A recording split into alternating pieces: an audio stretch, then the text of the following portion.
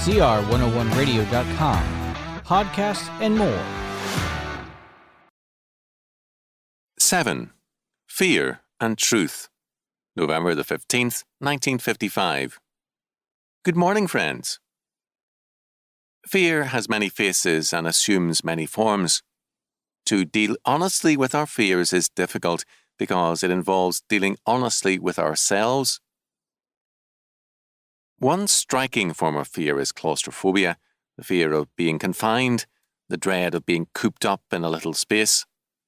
Some people have a great horror of being hemmed in and shut up and often find it an impossibility to endure any situation tending thereto. There is a very real sense in which men feel a strong sense of claustrophobia when confronted by truth. To face the truth concerning themselves or to stand up for the truth in any and every circumstance is for them a fearfully confining thing.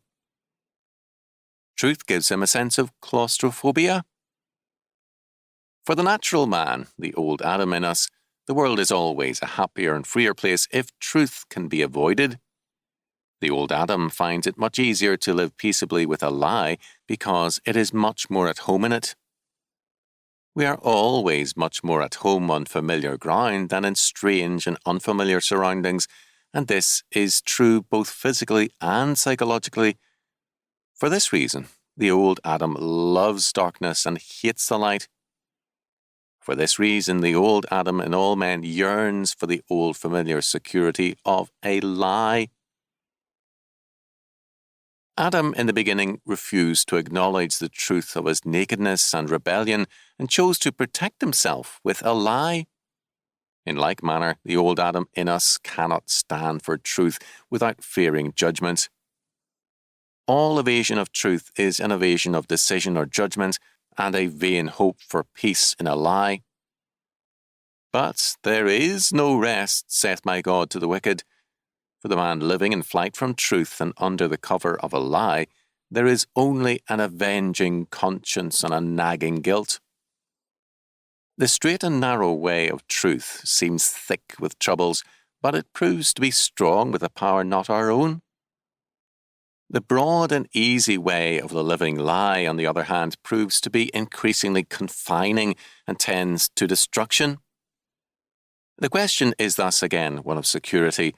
Can anything ever give security short of God and our obedience to Him? Can we ever hope to find any lasting peace or security in our subterfuge and evasion, in any wishful thinking or fancied practicality? The truth seems dangerous to men because it involves a trust, not in our own devices, but in the providence of God. The truth seems dreadfully confining because it requires that we commit ourselves, against our own personal interests, to the requirements of God and His Word. In other words, the requirement of truth is that we stand when necessary against ourselves because God's commandment has priority over our needs and wishes. And this we can only do by the grace of God and through Jesus Christ, because it goes completely against the grain of the old Adam in us. If the Son shall make us free, we shall be free indeed, and part of that freedom is liberty from the bondage of a living lie, liberty from the obligation to find our sinful security in evasion and flight. We know ourselves, and we know that in us is no good thing, that our new life is in Christ and in His power. Knowing this, in God we trust, and in Him is our security.